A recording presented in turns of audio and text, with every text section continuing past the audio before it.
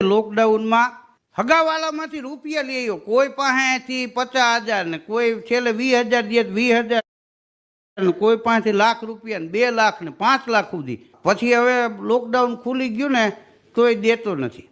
તો એના હગા એક દી આવ્યા, એ કે ભાઈ અમે તને આવો નહોતો ધાર્યો. તો કે એ તમારી ધાર મારો રેલવે સ્ટેશને કુલીને એક મુસાફરે બોલાવ્યો કે અહીંયા આવતો. કુલી ગયો, બોલો સાહેબ. તો કે અહીંયા આજુબાજુમાં સ્મશાન છે? તો કે ના ના, અહીંયા સ્મશાન ક્યાંથી હોય, તમારે સ્મશાનનું શું કામ છે? તો કે આ ટ્રેનની રાહ જોઈને ગુજરી જાય મુસાફરને પાળો છો ક્યાં તમે?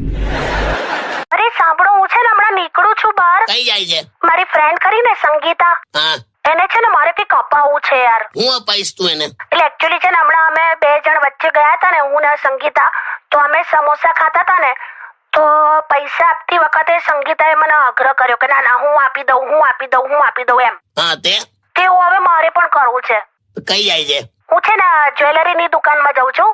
આ જ્વેલરી માટે આગ્રહ હોય કાકા? એ હેલો, હા, નાસ્તાની લારીએ હોય કે ચલો હું આપી દઉં, પણ જ્વેલરી માટે ના હોય એવું. અરે કરવા દો ને મને. અરે યાર, આ તને વ્યવહાર ખબર જ નથી પડતી યાર. ચલો એ બધું છોડો, તમે મને કહો કે મને શું આપું. મને શું પૂછે છે? આમ છે ને આમ યાદ રાખે ને એવું મારે કે મને તોડી નાખે એવું આપવું છે. તોડી નાખ ભાઈબંધી તોડી નાખ. ચૂપ રહો, બોલો ને. એ શું રિંગ આપી દે. હવે જ્વેલરીના શોરૂમમાં જાય છે તો રિંગ આપી દે, રિંગ. ના, મારે એને કઈ મોટું આપવું છે. તો ટ્રકનું ટાયર આપલી તો છે ને યાર. આ બજારમાં એક જણો નીકળ્યો ને દવાખાને બોર્ડ મારેલું હતું, એટલે અપણ માણસ એટલે બાજુવાળાને પૂછ્યું, એ કે આ શું બોર્ડ માર્યું છે? તો કે એમાં લખ્યું છે 5 રૂપિયામાં તમે વાંચી શકશો. તો એને એમ છે 5 રૂપિયા નડે નહીં, વાંચતા આવડી જાય કામ થઈ જાય. એ અંદર ગયો, ડૉક્ટર સાહેબને 5 રૂપિયા આપ્યા, મારે વાંચવું છે, અક્ષર બતાવ્યા, ઉકલે છે કે ના?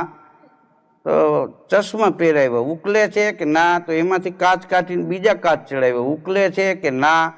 17 જોડી બદલાઈ. છેલ્લે તો સોડા બાટલીના તળિયા જેવા ચડાવ્યા. એ કે હવે જો વાંચ જોઈ, ઉકલે છે કે ના? પછી ડોક્ટરે પૂછ્યું ભણ્યો છો કે ના? એક ભાઈના બાપુજીને દવાખાને દાખલ કર્યા. તો એક દિવસ ને એક રાત થઈ. બીજો દિવસ ઉગ્યો ને તો એ ભાઈની પત્નીએ ફોન કર્યો કે હું ને આપણો બાપુજીની તબિયત પૂછવા આવીએ છીએ, ખબર અંતર પૂછી જાય. તો કે કાંઈ વાંધો નહીં, આવો. તો એ ભાઈની પત્ની અને એનો બાબો બે ખબર પૂછવા ગયા. તો દવાખાનામાં જઈને જોયું ને તો બાપાને નાકમાં બધે નળિયું ચડાવેલી. તે છોકરો નળિયું જોઈને એના મમ્મીને કે આ દાદાને તો ચાર્જિંગમાં મૂક્યા લાગી. વાણમાં એક શેઠ બેઠા હતા ને, તે બરોબર મધદરીએ વાણ પૂગ્યું. તો શેઠ વાણ આંકતો હતો ને, એને પૂછતા હતા, એ કે તારા દાદા કેવી રીતે ગુજરી ગયા? તો કે આ દરિયામાં તોફાનમાં વાણ ગાયબ થઈ ગયું. તારા બાપુજી? તો કે ઈ દરિયામાં ઘૂમરી પડીને વાણ ગાયબ થઈ ગયું. તો કે એલા તમે પેટીઓ આવી રીતે વહી ગઈ તોય હજી આ ધંધો કરો છો? વાણવાળો બીજું કાંઈ ન બોલ્યો. એ કે શેઠ તમારા દાદા કેવી રીતે ગુજરી ગયા? તો કે પથારીમાં. તમારા બાપુજી કેવી રીતે ગુજરી ગયા? કે પથારીમાં. કે આ પેટીયું પથારીમાં વહી જાય તોય હજી પથારીમાં હુવો છો?